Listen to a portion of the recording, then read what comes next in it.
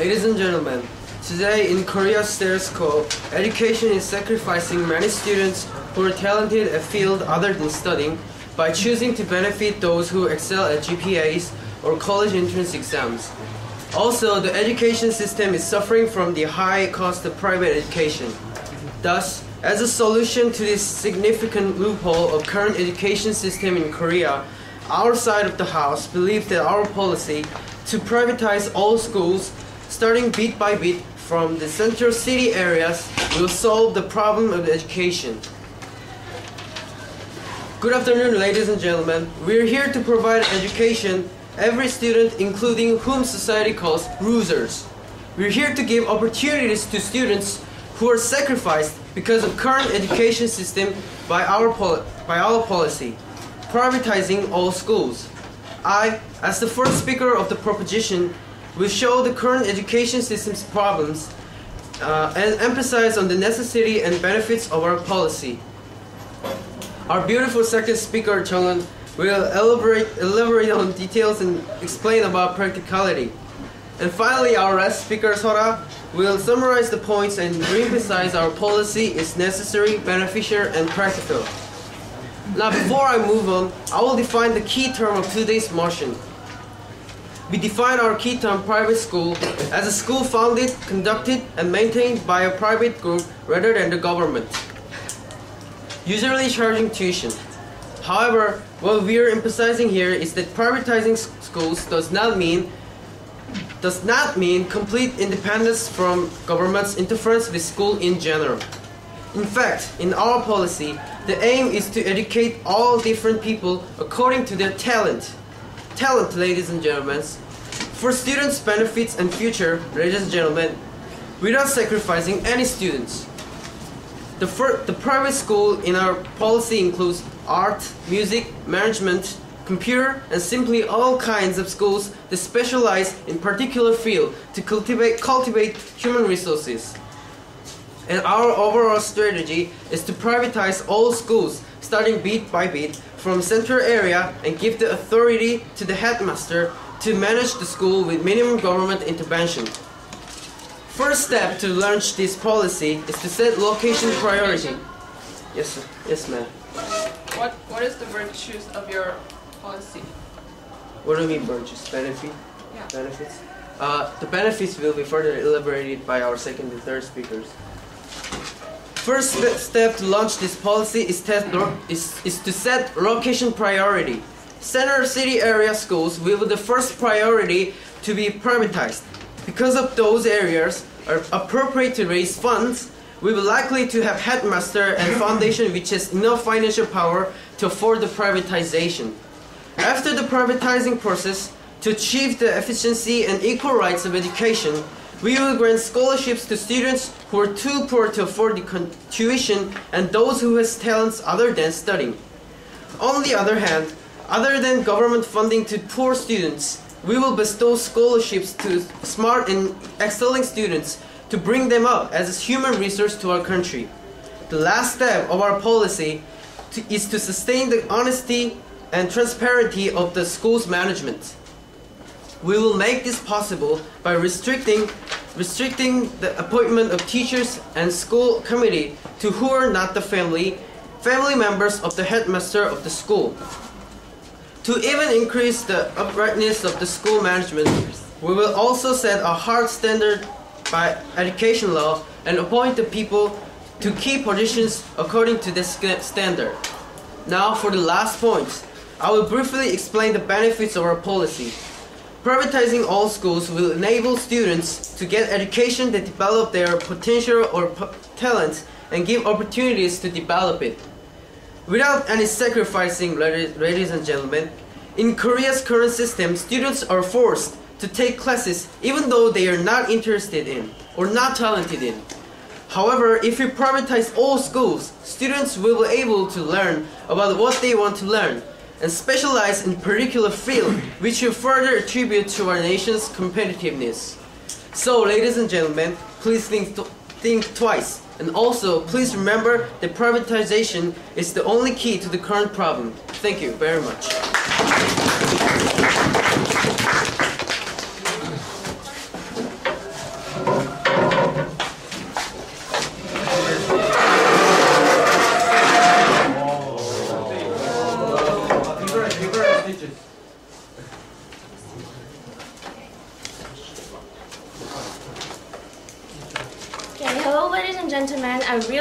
to stand here on my birthday to discuss about this insane idea of privatizing all public schools. Well, first I'd like to rebut some ideas that Kuno from the proposition side has mentioned. He mentioned that by making every schools into private schools, they can give the opportunity to students who want to show their talents in music or management or art and those kind of areas. But we know that already those kind of schools exist, and I believe that the status quo is enough for what we demand, and thus I believe that the reason for them to privatize all the school is not enough. Okay, so today I'd like to discuss about which educational system will best fit the current situation. Our team will be proving that this policy, privatizing all public schools, to be absurd and extremely idealistic. Well, first of all, I'd like to declare that the policy that the proposition side is proposing is unnecessary, impractical, and detrimental. I'd further explain why this policy is impractical and unnecessary, and Jihyun, who's the second speaker of this side, will elaborate on the point why this policy is detrimental while explaining about what we suggest as our policy. And Jihyun, who's the last speaker of our team, will wrap up the debate and prove that we, the opposition side, has won the debate without a doubt. Point of information. Oh, later, sir. Fellow students, you have all entered a tough entrance exam of Daewon Foreign Language High School to sit here and listen to us debating. As you see, private schools select students who are prepared and are well educated. And this means that privatized schools are in superior position than the public schools because they consist of better students, not because they are just better than the public schools. Two professors of Illinois University conducted a research concerning both private school and public school students' academic achievement in mathematics and reading. The results obviously show that, in average, the private school students have better scores than the public school students in both reading and mathematics. However, the professor found that the 80% of the private school students are from a high social-economic class, while only 40% of the public school students are from such high social-economic class. And thus, he divided the students into 4 social-economic classes: low, low medium, and medium to high, and high, so that they can compare a student's grade among a certain social-economic level. This time, the comparison showed that public school students actually outperformed private school students in the same social-economic level. This study showed that not the private school itself, but the social-economic background of the students in the private school was crucial in the fact that private school students have average high scores than the public school students, which clearly supports our theory that the privatizing all schools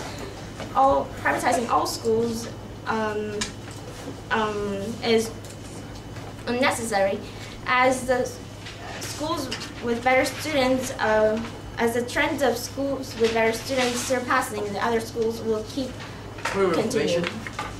Later, sir. Even if we do want to privatize all schools for somewhat insane reason, practically adopting this system is just impossible. Privatizing means that government is giving the authority to the owner of the school. However, when we consider that privatizing all the schools present, how are we able to find the owners for all the schools? Unlike a principal job owner needs to focus more on handling financial problem and overall environment of the school. So I suggest that if proposition side is hoping to see the desirable outcome by adopting this system, they should find a way to select the owners who are wealthy enough to support the school financial system and who is also passionate about educational. And not many people can hold such responsibility and afford such a lot of money. As time and resource is very scarce, I can say that this idea is totally impractical. Thus, we strongly suggest that instead of wasting time, money, and effort on changing all the public schools into private school, why don't we focus more on improving the public schools that have possibility of growing? So in order to solve the problem of the current educational system, the policy that we propose is to enhance public education, to improve the overall quality of teachers, and to open extra classes for students who lag behind. Now, the second speaker, Shihyun, will further explain about this policy.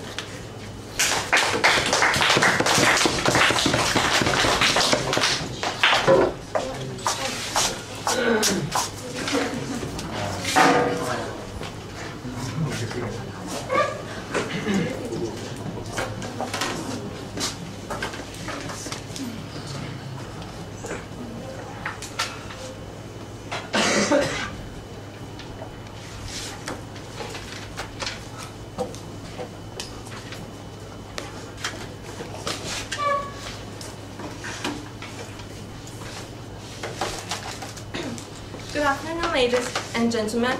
You have listened to opposition side's illogical arguments. And it is now evident that there is not enough private schools. That is why the tuition is too high for private schools, and also schools that are specialized in music or arts are not enough too. For example, there are only 2 high schools which are specified in Korean traditional music now. So, the first speaker of our team has already elaborated on the decimal situation that is the status quo for public schools. As the second speaker, I will further illustrate examples that support our team's stance that privatization of public schools is not only beneficial, but more importantly, necessary and completely practical. The current public schooling system fails to tap into the infinite pool of talent and potential harbored by its students. It suffices to say that next to no incentives are given to both students and faculty members to improve the quality of learning in these schools. The cause for these situations lie in the system, not in the members. By failing to recognize the unique skills latent in every student and giving no cause for teachers to commit to their occupations, the current public schooling system is unwillingly making sacrifice students out of everyone involved, leaving no one satisfied. Our proposal, as the first speaker has mentioned, is simple. We believe the current system of public school is the primary cause behind why public schools have gone downhill. We believe privatization is the answer. We strongly propose privatization to be adopted among schools in the urban area first, before gradually expanding toward rural areas. It is our belief that doing so introduces the 2 vital components of competition and efficiency, which have been sorely lacking in the current system. It is understandable that some of the perhaps most of you might view our policy with much skepticism and even apprehension. Many believe privatization to be the source of many of the evils existing in society. However, to speak primarily on the subject of education today, we believe this is one field in which the influence of privatization has more benefits to offer, with little or no drawbacks. By introducing what economist Adam Smith famously declared the invisible hand, we believe that the law of the market will lead profit-seeking groups to cater to the needs and demands of students and parents. Approaching education in a business-like manner will ensure that these groups will pour in their efforts to provide the best educational service possible, as the maximization of their profit will depend on it. Later. One example that attests to the success of such an approach is the case of POSTECH, one of the leading science and technology-related institutions in Korea.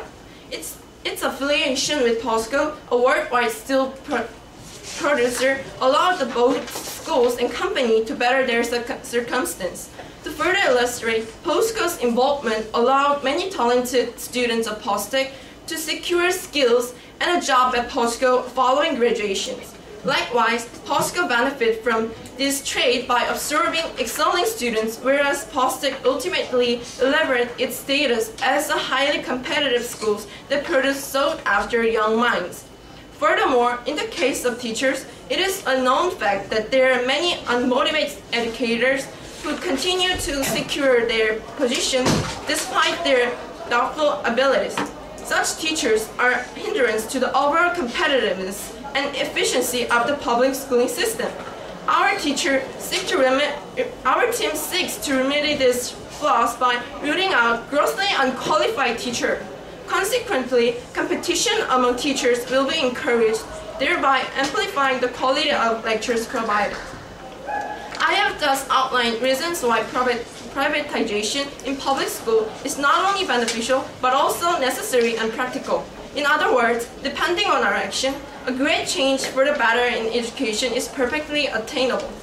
Yet, for those who still view our policy with much doubt, I assure that there is little to worry, especially in the case of a possible monopoly or education and high cost. Both can be respectively deterred by law and sufficient competition.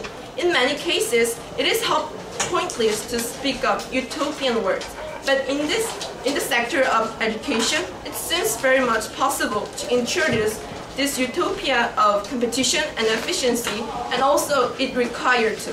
Thank you.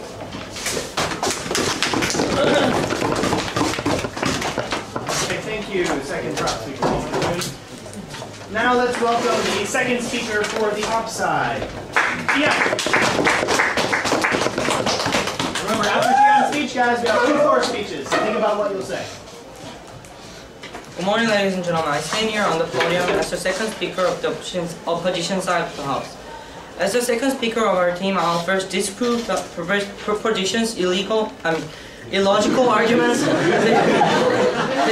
They show their policies and show that our alternative to enhance the public education is more effective than their policy. After rebutting the proposition's arguments, I'll move on to explain our team's alternative policy further. First of all, the proposition's main argument is to start privatizing from the urban areas to bit by bit to the countryside. But the proposition also said that their policy's purpose is to reduce the gap between the losers, that as they described, who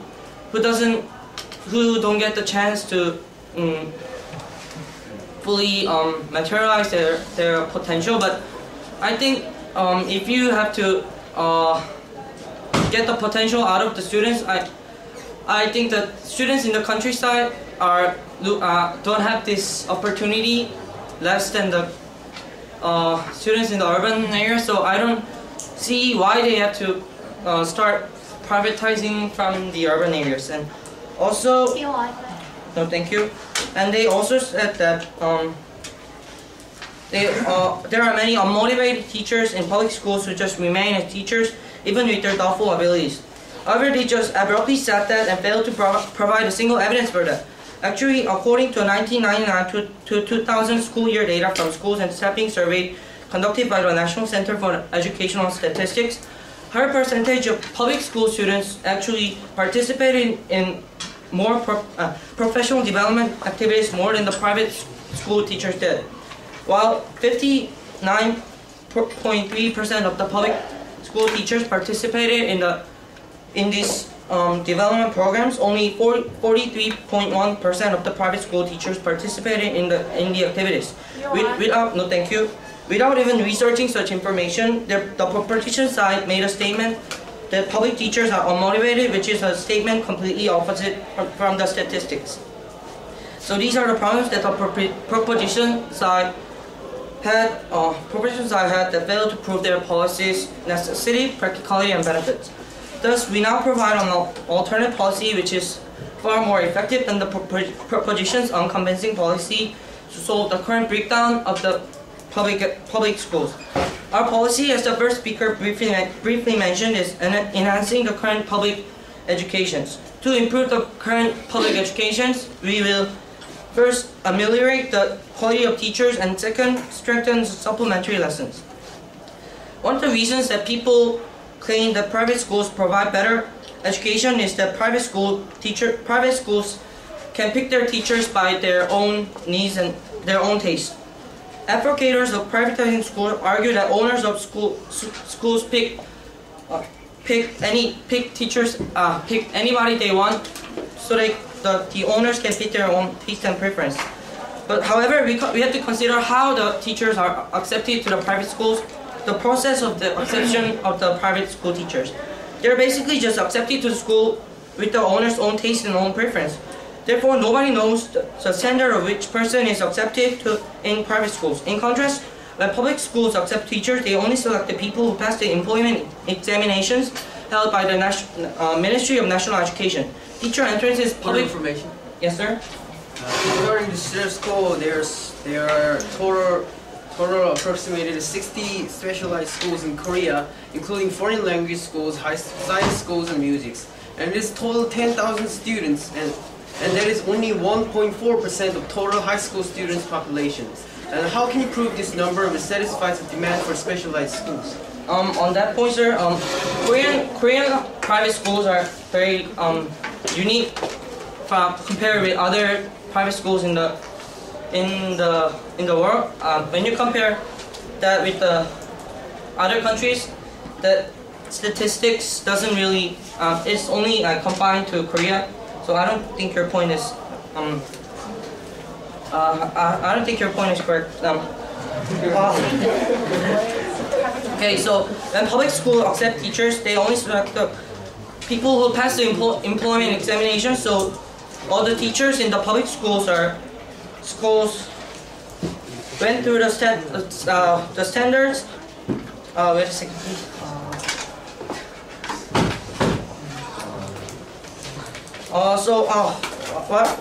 What our side of the house is going to do is, rather than privatizing all schools, we, the opposition side of the house, will reinforce the quality of the teachers in the public schools. We will be both selecting qualified teachers and getting rid of disqualified teachers. We will first set the standards of employment examinations higher and do not select the applicants that cannot reach the high standards. Also, even though the applicants reach the high standards, we will test them again through interviews to examine their qualifications as teacher further. And we will also consider not only their academic abilities, but also their moral qualities. Well, that's the end of my speech, and please vote for opposition side. Thank you, sir. Do we have any volunteers? People who would like to speak for either side of this debate? What side are you? Opposition? Okay, I can only take one of you. Opposition?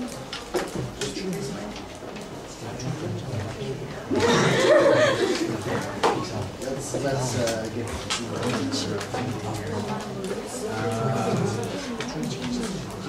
where's Daewon? Daewon, have you spoken recently?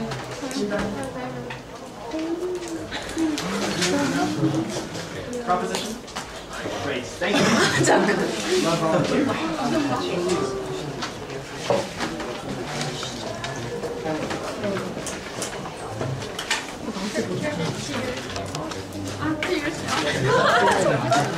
Okay, let's welcome the floor speaker for the prop side.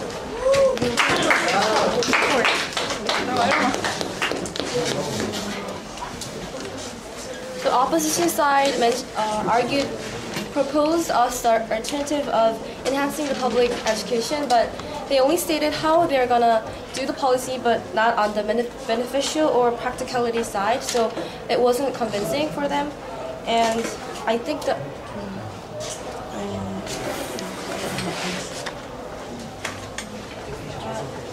That was my point. Okay, thank you. Okay.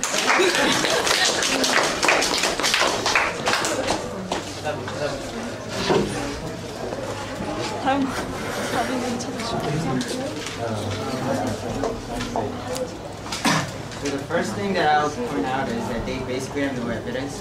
They have no reference to the news or any statistics that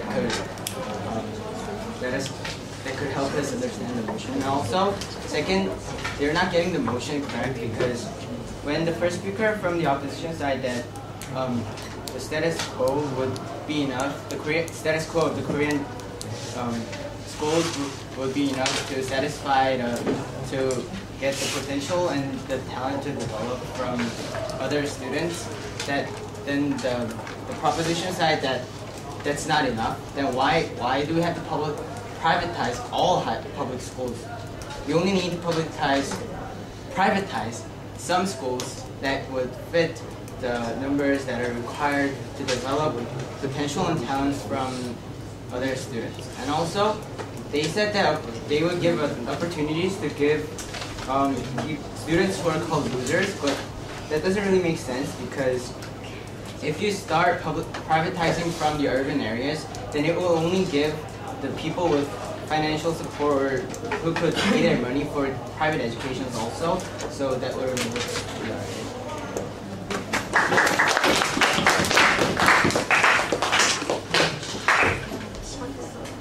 Okay, thank you both for speakers.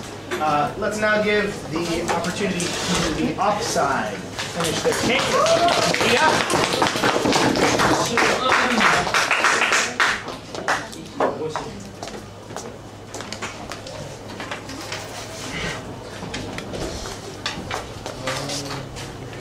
Okay. Hello, ladies and gentlemen. I'm the last speaker of the opposition side, Seon Kim. And I acknowledge that watching this debate must have required a lot of patience for all of you guys, because the proposition side just couldn't make themselves clear and just mess around. They owe you guys an apology, to be honest. However, I, as the last speaker of the opposition side, will make this debate crystal clear for all of you guys. My classmates in Reznick. I will explain the clash between the proposition side and the opposition side, summarize both sides' main arguments, and prove that our team prevailed in this debate. The problem is this: public education is falling to pieces. The proposition side is given a proposition side said that public education is collapsing and thus they should privatize all schools, and we also acknowledge the status quo. The public education system is not satisfactory enough. Students are relying on private institutions more than they do on public education.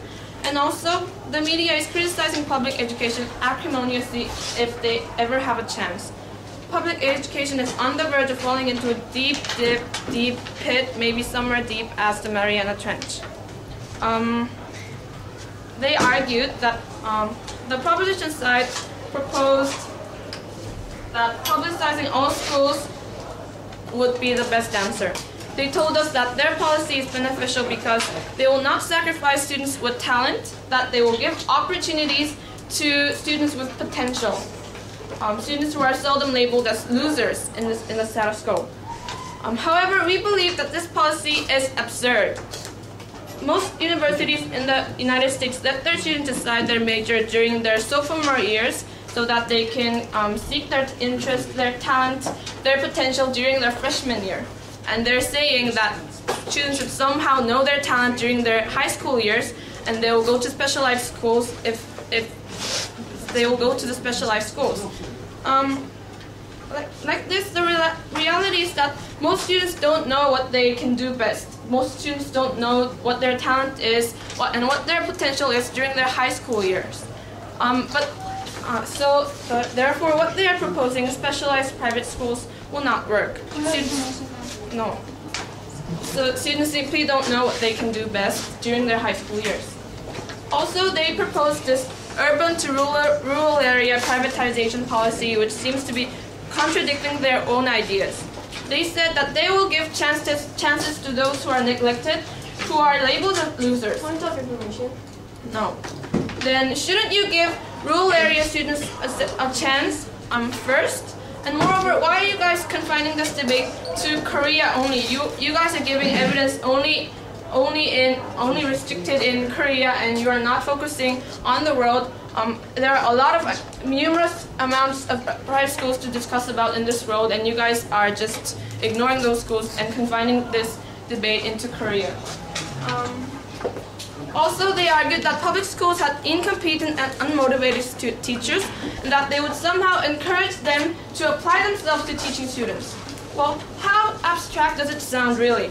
The proposition side did not have a single evidence that proved that the majority of public schools teachers were unmotivated. Even worse, they just said that they would somehow encourage competition among teachers so that they will perform better. But the problem is how? How will they do that? They don't even have solid plans, what kind of programs they will make so that teachers will get encouraged and that kind of things.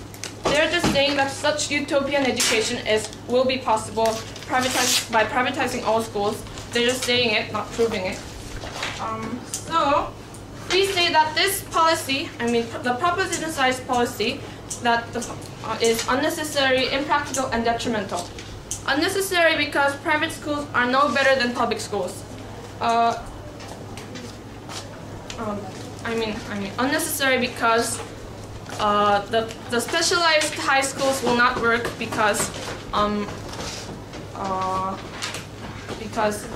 students in high school don't still know what their talent is, and also impractical because where can they get the owners, the qualified and possible owners who have a lot of passion and stuff, and also detrimental because I think you guys know better than the proposition side and will vote for us. Thank you.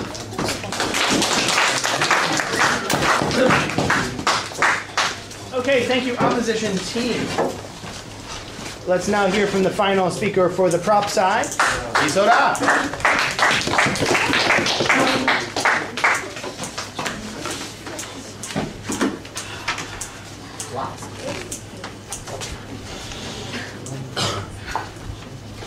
Ladies and gentlemen, I'm here as a third speaker and the very last speaker of this debate to tell you the obvious fact that this proposition side dominates this debate. What the opposition side did not consider was the most important value of this debate and motion, the education for students. Education for every single student with every different talent. But they did not, and their alternative policies failed. And now I'll describe point by point how their policy must be failed, while our policy can stop sacrificing students in the current system. First, they said there are enough private school. However, the current number of the foreign high school and science high school and Chasagu, it's only 60 in Korea. And among 10,000 students, high school students, only 1.4% of high school students are getting specialized education. Is it fair? It's unfair, ladies and gentlemen. And also, they talked about economic aspect. Oh, thank you, ma'am. It rather helped our policy. They said in private school, there are only students with high social economic status. We are saying that by privatizing all public school, every student can get private education, which were only given for rich people, as they said. We can make it fair. We can give it for all students. That's why our policy has benefits. No, thank you. Also, they said this policy is for utopia and idealistic. But it will sound idealistic if we say we're gonna make it in one day. We're not saying that. Our ultimate goal is to privatize all schools, but we're not saying that we can make it in one day. We have ways and specific details to make it so it's not idealistic at all. Also, Point of information. Yes, ma'am. Jungin said that your policy is utopian by her mouth. She Of course, it's utopia. Think about it, utopia. But you just said it is not a utopia. What I mean by that utopia is that we are making possible utopia. It can be utopia in one day, but we are gonna make it because it's possible, and we have ways to do that. Thank you. I hope my answer is your question. And process of effective teachers they mentioned, and they said government, like they didn't think about accepting teachers. No, thank you. And they said private school takes their employees with their taste, but it's illegal, ladies and gentlemen. Think about it. It's illegal. They're ignoring the law. Also, no, thank you. We're not saying that privatizing all words. I know it's impossible also, and they should think about that in points. And also, they said that supplementary for public school can be made, but They didn't know, and they didn't mention specific ways to raise money. If they had money, they're gonna do that already before we make this policy, utopian policy, as they said. They should make, and they should find the ways to do that if we're gonna say that. No, thank you. Unlike theirs, our policy is right aim, right aids, and specific details to be accomplished in reality. And this is all for our students in this country, ladies and gentlemen. First, by privatizing all schools, basically, education level certainly can arise. Students can choose subjects, what they want to learn, and school, what they want to go.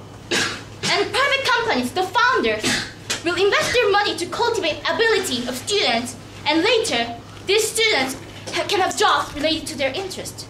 This can benefit students' future. Plus, the government can put capital to students who are having problems with finding their potential. Their capital stands for public education. By this, students who are sacrificed and neglected because of current system will regain opportunities to learn and do what they want. Ladies and gentlemen, if we have a problem, we got to change it. Avoiding or hiding from the real essence of the problem does not give any solution. In history, even though many drawbacks of current education system were appeared, nobody tried to fix it, and now we are trying to do it. We will gradually and patiently practice this policy. Ladies and gentlemen, we need a change. We need a change for sacrificed students. Education for every student. Food for students, ladies and gentlemen. Thank you.